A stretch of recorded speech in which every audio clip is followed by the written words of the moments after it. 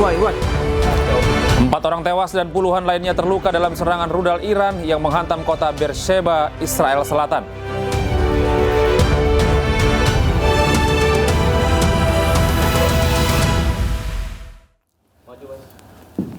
Halo, selamat malam pemirsa. 75 orang maksud kami diamankan petugas Satreskrim Polres Bogor terkait adanya laporan dari warga tentang adanya kegiatan sekelompok orang yang diduga tengah melakukan hubungan mesum sejenis. Hingga kini polisi masih melakukan pendalaman dengan memeriksa sejumlah saksi termasuk pihak penyelenggara. Bersama saya Gede Satria, inilah Anyus Malam selengkapnya untuk Anda.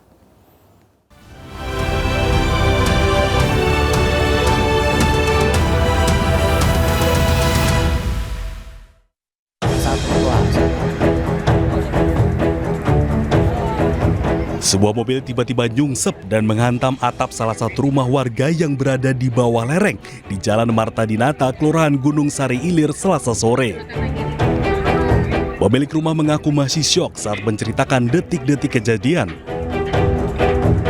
Ia sedang berada di dalam rumah ketika suara benturan keras terdengar dari atas.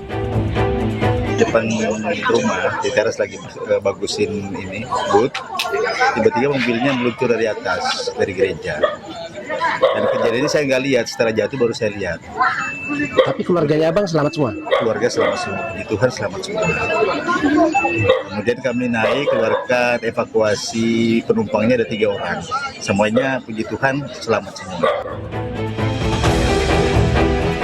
Menurut keterangan polisi, mobil tersebut ditumpangi 3 orang. Kendaraan diduga lepas kendali saat melintasi turunan tajam di pemukiman padat penduduk tersebut. Untuk saat ini setelah saya data tidak ada korban. Tidak ada korban ya? Ya. Berapa orang di dalam mobil bang? Di dalam mobil itu ada 3 orang. Dari yang supir, semua wanita. Semua wanita ya? Semua di dalam rumah tidak ada korban. Di dalam mobil ada 3 penumpang, semuanya selamat, tidak ada korban luka. Dugaan awal sopir tak bisa mengendalikan kendaraan di jalur menurun. Proses evakuasi dilakukan oleh sejumlah petugas gabungan bersama warga sekitar. Dengan menggunakan alat berat dan sistem tali untuk menarik mobil dari posisi menggantung di atas atap. Hingga malam hari, warga masih berkumpul menyaksikan proses evakuasi yang berjalan dramatis. Dari Balikpapan, Kalimantan Timur, Mukmin Aziz, iNews melaporkan. Ya, mohon maaf pemirsa, informasi yang baru saja Anda saksikan adalah terkait kecelakaan sebuah mobil yang menabrak atap rumah di Kalimantan Timur. Dan kini kita beralih ke informasi berikutnya pemirsa. Seorang pemotor tewas terlindas truk kontainer di Tanjung Priok, Jakarta Utara. Diduga korban gagal menyalip hingga terjatuh.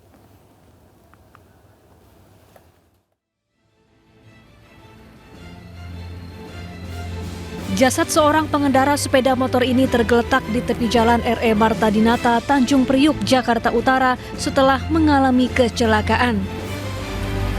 Peristiwa bermula saat korban melintas dari arah Tanjung Priok menuju Pademangan.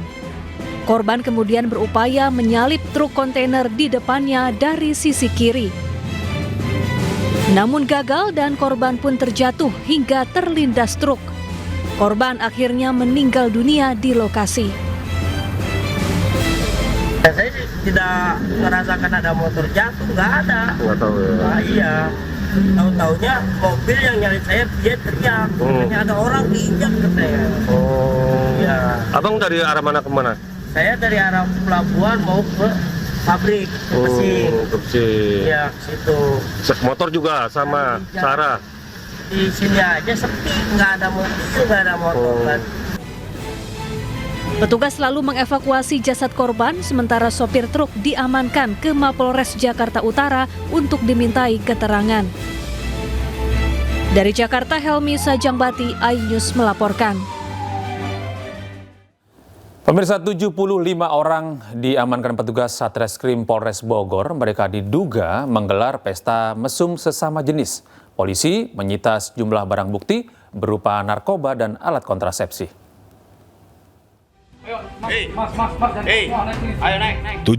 orang pria diamankan Satreskrim Polres Bogor pada Minggu dini hari di kawasan Puncak Megabendung, Kabupaten Bogor. Diduga mereka akan hendak melakukan perbuatan asusila berupa pesta hubungan sejenis. Polisi bergerak cepat setelah mendapat laporan dari warga serta beredarnya pamflet untuk kaum waria. Saat dilakukan penggerebekan, sebanyak 75 orang yang terdiri dari seorang wanita dan 74 orang lainnya berjenis pria yang berpenampilan waria serta terdapat alat bukti obat-obatan dan suplemen alat kontrasepsi sebilah pedang. Jadi LP sudah kami terbitkan, kami sangkakan di situ pasal 33 Undang-Undang Pornografi dan atau pasal 296 KUH pidana dengan ancaman hukuman maksimal 15 tahun. Terus sudah tersangka berarti? Nah belum, sampai saat ini kami belum menetapkan tersangka, namun ya baru menerbitkan LP dan kami sudah menetapkan proses penanganan perkara dari penyelidikan ke penyidikan. Sebanyak 5 orang saksi telah diperiksa dan 4 orang panitia penyelenggara turut diperiksa polisi. Guna kepentingan pemeriksaan, proses pemeriksaan pun kini telah dinaikkan dari penyidikan ke penyelidikan. Dari Bogor, Jawa Barat, Wildan Hidayat, iNews melaporkan. Ya, pemirsa, diduga salah menginjak rem, sebuah minibus menabrak apotek yang ada di rumah sakit. Akibatnya, seorang remaja tewas dan 2 orang lainnya luka-luka.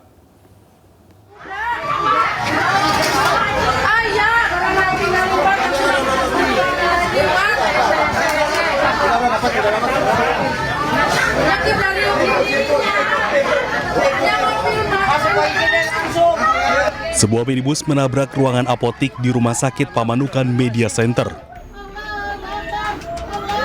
Akibat kejadian tersebut, seorang remaja tewas, sementara 2 orang lainnya termasuk seorang balita mengalami luka-luka.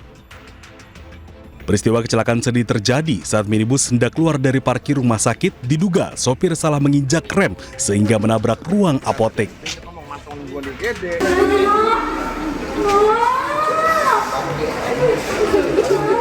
Keluarga pasien panik, isak tangis keluarga pun tak terbendung melihat korban sudah tak bernyawa. Pelaku karena Pak membawa kendaraan roda 4 dan berjalan dari parkir 4 di belakang pada saat akan belok keluar parkiran, mungkin sepertinya bukan menginjak rem tapi malah menginjak gas akhirnya ke ruangan. Ya, korban ada 3 orang, sekarang sedang ditangani di IGD RSUD. Kasus kecelakaan kini ditangani oleh unit laka lantas Polres Subang, sementara kendaraan telah dievakuasi ke Mapolsek Pamanukan. Dari Subang, Jawa Barat, Yudi Heriawan Juanda, iNews melaporkan. Ugal-ugalan, mobil minibus menabrak 4 pengendara motor di jalur Jogja Wonosari, Gunung Kidul, Yogyakarta. Akibatnya, seorang pengendara motor tewas, 2 lainnya luka-luka.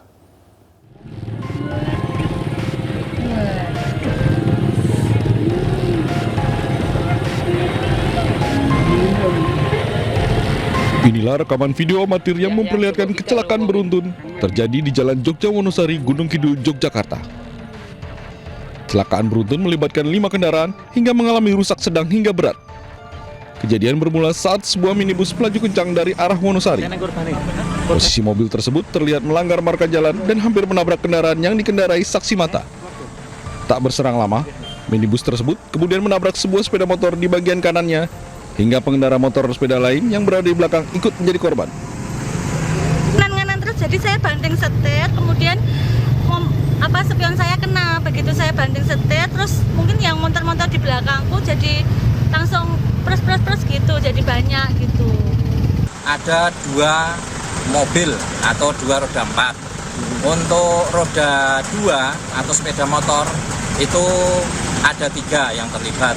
Untuk keterangan sementara itu, korban meninggal atas nama Andi Suryanto, warga Ponjong, Gunung Kidul. Sementara pihak kepolisian masih terus mendalami kronologi kecelakaan guna mengetahui penyebab insiden tersebut. Dari Gunung Kidul, Yogyakarta, Kismoyo Wibowo, iNews melaporkan. Terima kasih Anda masih bersama kami di iNews Malam. Pemirsa, keluarga pasien mengamuk dan merusak fasilitas di RSUD Muna Barat, Sulawesi Tenggara. Mereka marah-marah karena tidak tersedianya ambulans untuk membawa keluarga mereka.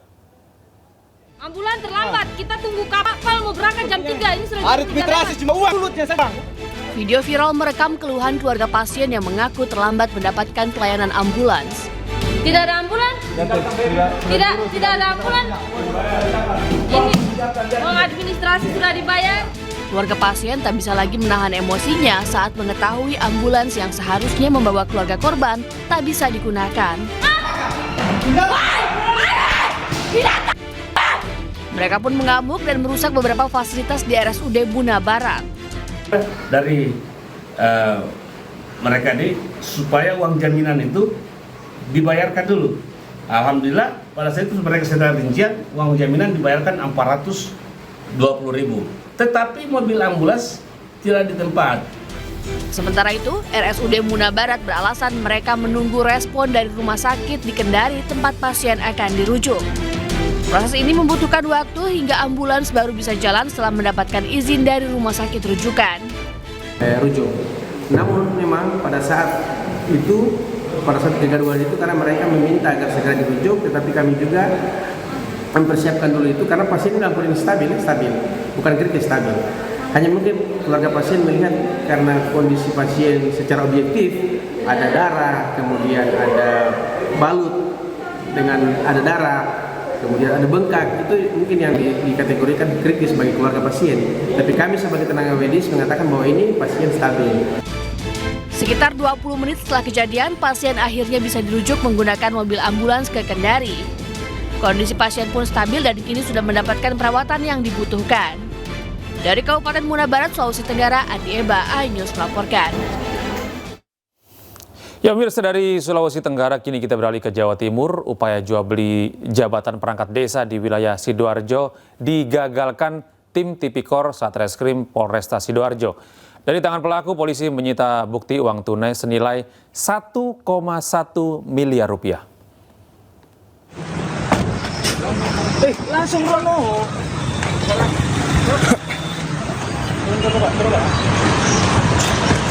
Tim Tindak Pidana Korupsi Satreskrim Polresta Sidoarjo melakukan operasi tangkap tangan terhadap 2 oknum kepala desa dan seorang oknum mantan kepala desa yang diduga melakukan jual beli jabatan perangkat desa di wilayah Sidoarjo. Iya, Pak. Dalam OTT tersebut, polisi berhasil mengamankan barang bukti uang tunai senilai 1,1 miliar rupiah yang diduga digunakan untuk meloloskan sejumlah orang menjadi perangkat desa di Kecamatan Tulangan, Sidoarjo.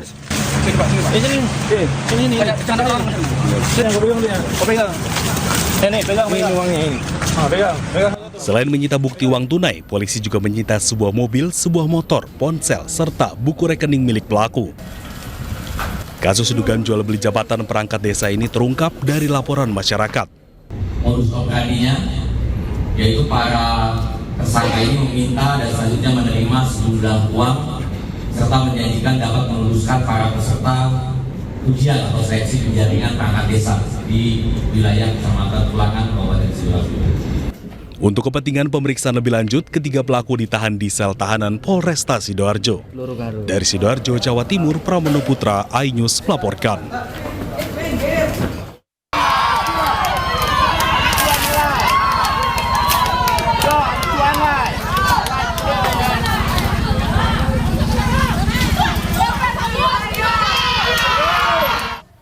Puluhan emak-emak gerbek kafe remang-remang yang ada di Pasar Baru, Nagari Kasang, Kecamatan Batang, Anai, Kabupaten Padang Pariaman, Sumatera Barat, Selasa malam. Warga emosi dan kesal lantaran kafe tersebut baru dirazia oleh Satpol PP. Pada saat dirazia, kafe remang-remang itu disegel dan ditutup oleh pemerintah setempat. Namun sehari setelah dilakukan razia tersebut, pemilik kafe kembali buka. Melihat hal tersebut, emak-emak yang merasa terganggu akibat keberadaan kafe itu mendatangi lokasi. Mereka meminta semua aktivitas kafe dihentikan karena selain menjual minuman keras, kafe tersebut juga menyediakan wanita penghibur.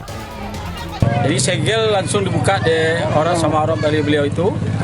Jadi tetap dia buka. Jadi timbullah masyarakat ini semuanya demo ke sini supaya Pasar Baru Kasang ini yang kafe-kafe yang ada ini ditutup, betul-betul ditutup, tidak ada yang buka. Ini telah mengganggu keamanan dan ketertiban di korong kita ini, Nagari Kasang. Ini kenakalan remaja udah banyak, ya. Jadi perlu kita bersama-sama bagaimana kafe yang ada di Dusun Baru ini, di Nagari Kasang ini, supaya tidak buka lagi untuk selama-lamanya. Dari Padang Pariaman, Sumatera Barat, Eka Guspriyadi, iNews melaporkan. Pemirsa, Gubernur Jawa Barat Deddy Mulyadi tersiram air saat menghadiri acara Abdi Nagri Ngajangka warga di Bekasi, Jawa Barat. Pelaku mengaku dirinya melakukan tindakan tersebut karena panik melihat seorang anak yang tergencet.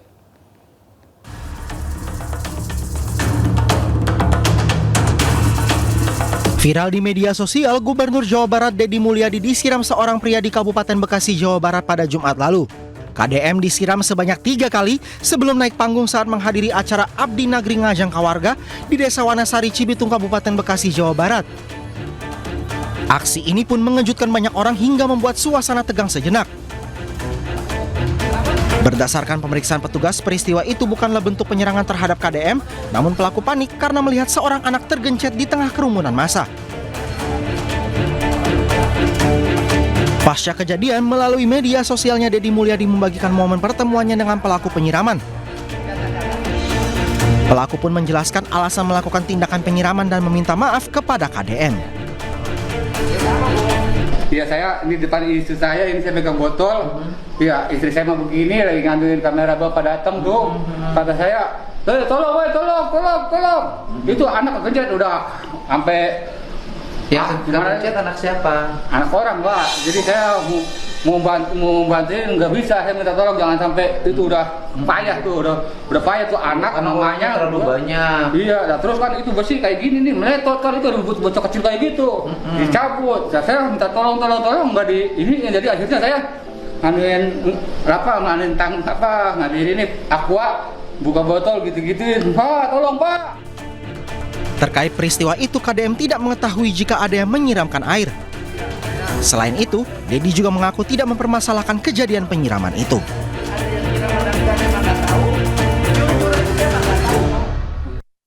Kita beralih ke informasi lain, pemirsa. Para pekerja dan buruh dengan upah di bawah 3,5 juta rupiah mendapatkan bantuan dari pemerintah. Melalui Kementerian Ketenagakerjaan, pemerintah telah menyalurkan bantuan subsidi upah tahun 2025 kepada 2,45 juta pekerja dengan gaji 3,5 juta rupiah ke bawah.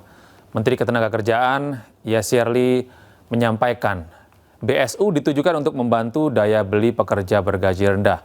Program ini menargetkan 17 juta pekerja yang akan menerima uang bantuan sejumlah Rp300.000 per orang setiap bulannya. Sementara jumlah yang akan dibayarkan sekaligus untuk 2 bulan, sehingga masing-masing pekerja menerima bantuan Rp600.000.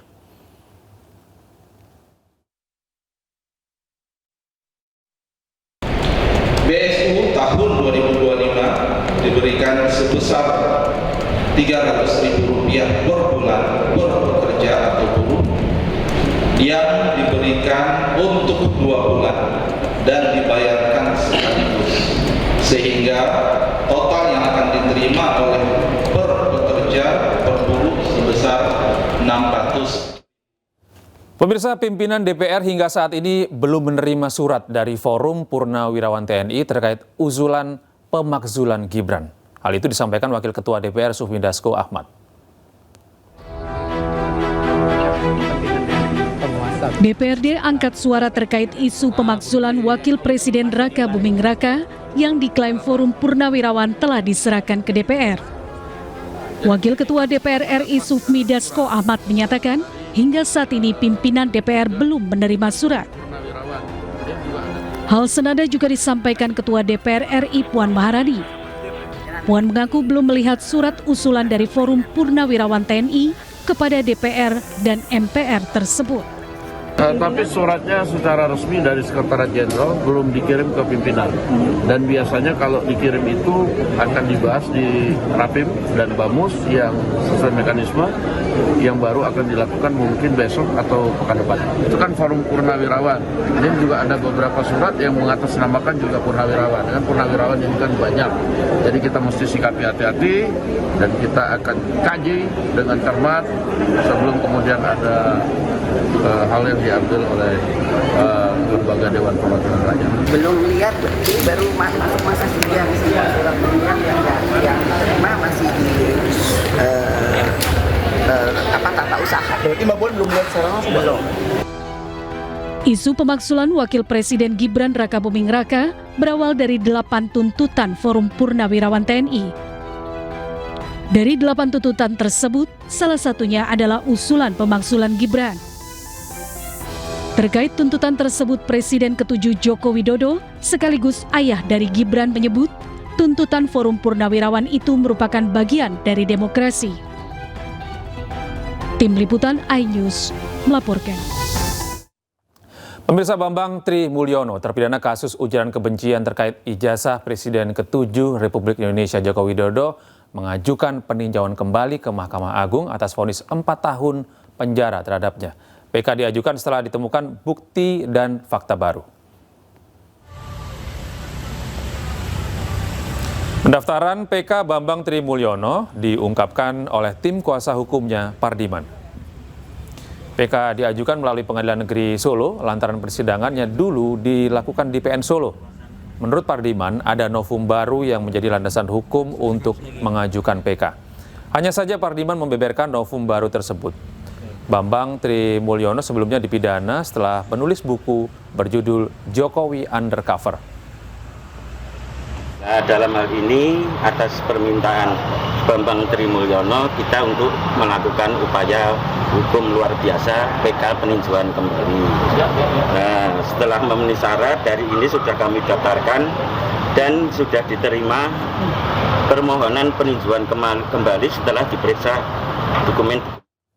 Sementara itu, Pengadilan Negeri Sleman melanjutkan sidang gugatan perdata ijazah Presiden ke-7 Republik Indonesia Joko Widodo. Majelis Hakim melanjutkan sidang setelah upaya mediasi antara penggugat dengan UGM sebagai tergugat tidak menemui titik temu.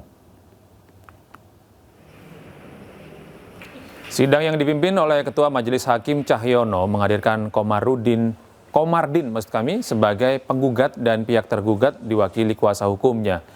Komardin menggugat pimpinan UGM beserta jajaran di bawahnya karena menolak membuka dokumen Jokowi saat kuliah di Fakultas Kehutanan.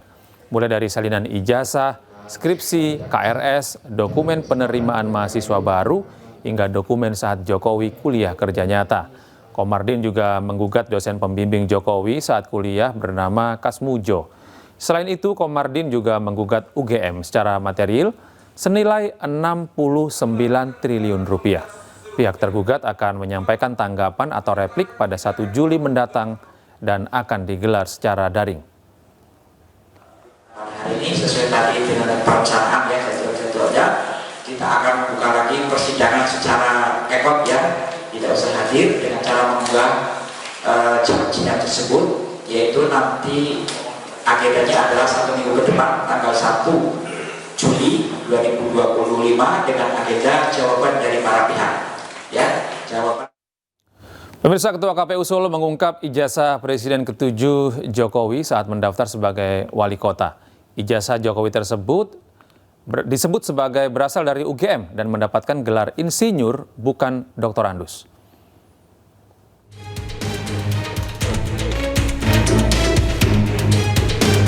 Kasus ijazah Jokowi seperti drama seri setelah dinyatakan asli oleh Bareskrim Polri. Sejumlah pihak masih meragukan keaslian ijazah Presiden ke-7 RI tersebut, termasuk saat mencalonkan diri sebagai calon wali kota Solo. Namun, Ketua KPU Solo menyatakan ijazah Jokowi saat mendaftar ke KPU Solo berasal dari Universitas Gadjah Mada. Hasil verifikasi sudah sesuai dan dinyatakan lengkap. Ketua KPU Solo menyebut Jokowi bergelar insinyur bukan doktorandes. Pernyataan Ketua KPU Solo ini sekaligus menjawab pernyataan dari politikus senior PD Perjuangan Betor Suryadi. Menurut Betor, ijazah Jokowi diduga dicetak di Pasar Pramuka saat mendaftar sebagai Gubernur Jakarta. Ibu baca semua, itu ada pertemuan yang membahas kekurangan dokumen Jokowi untuk dibawa ke KPU. Sehingga dicarilah jalannya, ketemulah sama Dhani Iskandar dan kawan-kawan itu. Maka disitulah dirancang, didesain bagaimana semua ijazah itu dibuat. Namun pernyataan Betor ini dibantah oleh kuasa hukum Jokowi, Rifai Kusumanegara. Rifai mengatakan tidak ada alasan Jokowi memasukkan ijazahnya, sebab menurutnya untuk menjadi presiden cukup menggunakan ijazah SMA. Tim Liputan iNews melaporkan. Mas Iqbal, ini Pak Gide sama Muhammad. Dengan menggunakan maskapai Turkish Airlines TK56 rute Baku, Jakarta, WNI yang terdiri dari 6 laki-laki dan 5 perempuan ini tiba dalam kondisi aman dan juga sehat. Sementara itu 11 WNI yang terdiri dari pelajar dan pekerja migran tersebut juga merupakan bagian dari total 386 warga Indonesia yang terdaftar di KBRI Teheran. Evakuasi dilakukan bertahap setelah Menteri Luar Negeri meningkatkan level siaga di KBRI Teheran dari level 2 menjadi level 1. Kini pemerintah terus berupaya mengimbau seluruh warga negara Indonesia yang berada di Iran untuk kembali ke Indonesia karena konflik antara Iran dengan Israel masih memanas.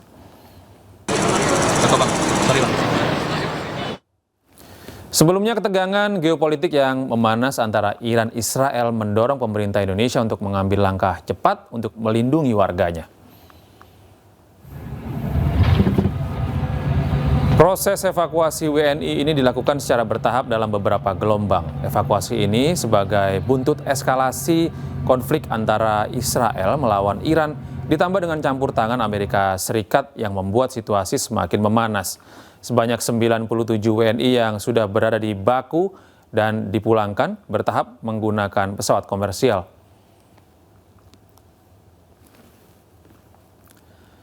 Sementara itu, penyeberangan perbatasan Kapikoe antara Turki dan Iran macet parah saat sejumlah warga Iran keluar dari negaranya pasca serangan Amerika Serikat terhadap fasilitas nuklir. Warga Iran mengangkut barang mereka saat kerumunan orang menuju gerbang perbatasan. Kendaraan dan bus terlibat kemacetan di seluruh area saat siap untuk mengangkut para pengungsi.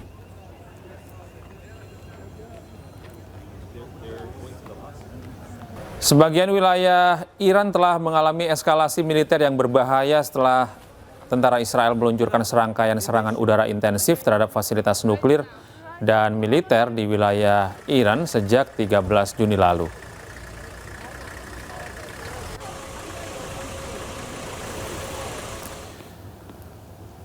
Pemirsa, 4 orang tewas dan puluhan lainnya terluka dalam serangan rudal Iran yang menghantam kota Beersheba, Israel Selatan. Serangan ini terjadi setelah gencatan senjata total antara Iran Israel digaungkan oleh Presiden Amerika Serikat Donald Trump.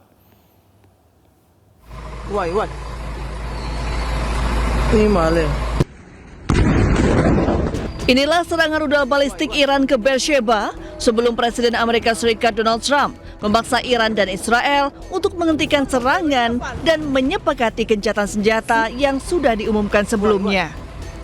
Akibat serangan ini, sejumlah gedung di Beersheba hancur.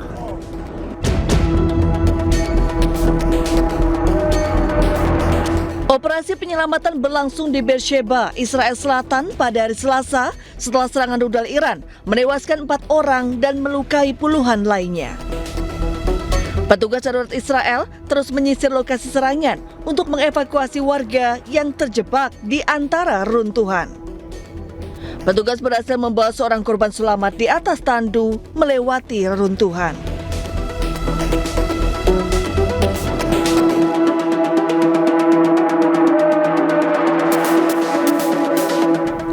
Serangan terjadi pada Selasa pagi, beberapa jam setelah Presiden Amerika Serikat Donald Trump menggaungkan gencatan senjata total dan menyeluruh antara Iran dan Israel. Selain menimbulkan korban jiwa dan luka, area sekitar kompleks apartemen tersebut juga hancur oleh rudal Iran. תראי, זה עדיין מתפוצץ, מטל.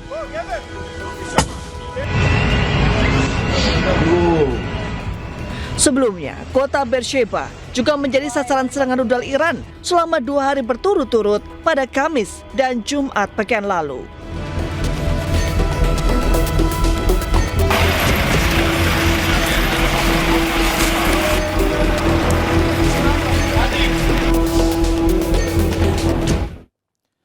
Sementara itu, militer Israel menyerang pintu masuk penjara Evin di Teheran, Iran. Israel menargetkan fasilitas militer Iran. Militer Israel mengklaim telah menyerang sejumlah target strategis di jantung ibu kota Iran, Teheran. Penjara Evin menjadi sasaran bersama dengan beberapa lokasi lain termasuk gedung utama Korps Garda Revolusi Islam dan markas besar sayap paramiliter IRGC. Pasukan keamanan di pusat penahanan Evin dikenal karena catatan panjang pelanggaran hak asasi manusia mereka. Aktivis politik, jurnalis, dan musisi termasuk di antara mereka yang telah dipenjara di fasilitas tersebut.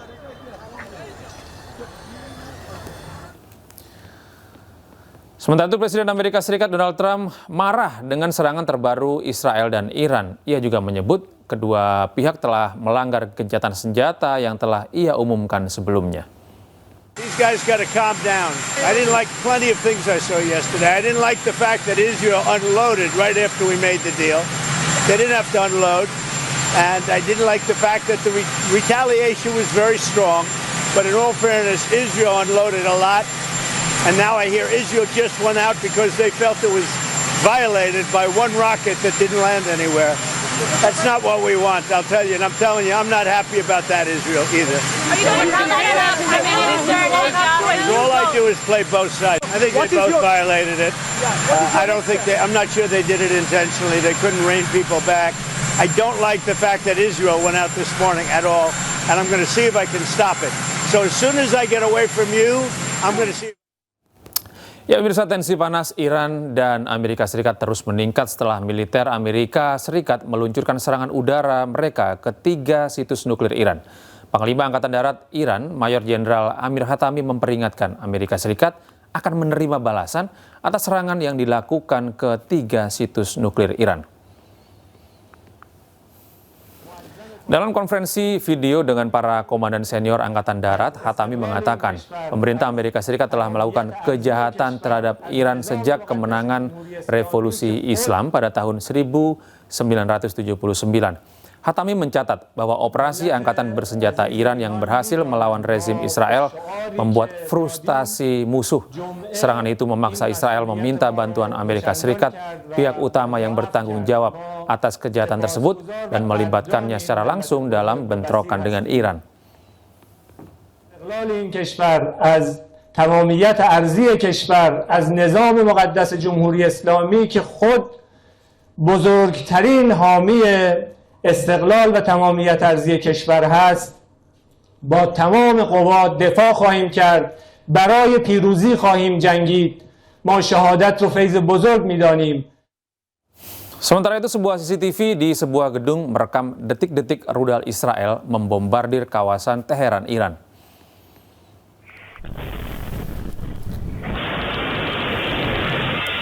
Tercatat pada pukul 03.12 dini hari waktu setempat, rudal Israel menghantam sebuah bangunan di Teheran pada Senin lalu. Dampak dari rudal tersebut, pintu ruangan terlepas dan menghantam meja di dalamnya.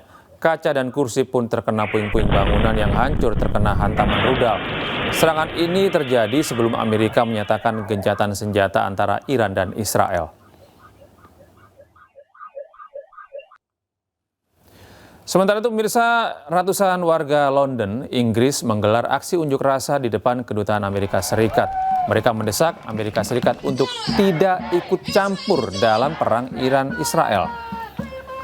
Sejumlah aktivis dan berbagai organisasi lainnya tergabung dalam masa aksi Stop the War di depan gedung kedutaan besar Amerika Serikat di London, Inggris. Dengan mengenakan atribut mewakili negara Timur Tengah, mereka juga membawa spanduk berisikan tuntutan. Menurut salah satu peserta aksi yang merupakan aktivis Iran, menyatakan Negosiasi yang dilakukan Amerika Serikat memiliki maksud terselubung. Serangan Amerika Serikat ke Iran merupakan ilegal dan melanggar hukum internasional. Mereka khawatir serangan Amerika Serikat menjadi awal peperangan antara negara pemilik nuklir. Diketahui Amerika Serikat menyerang 3 lokasi pengembangan nuklir Iran dan menewaskan sejumlah ilmuwan nuklir Iran.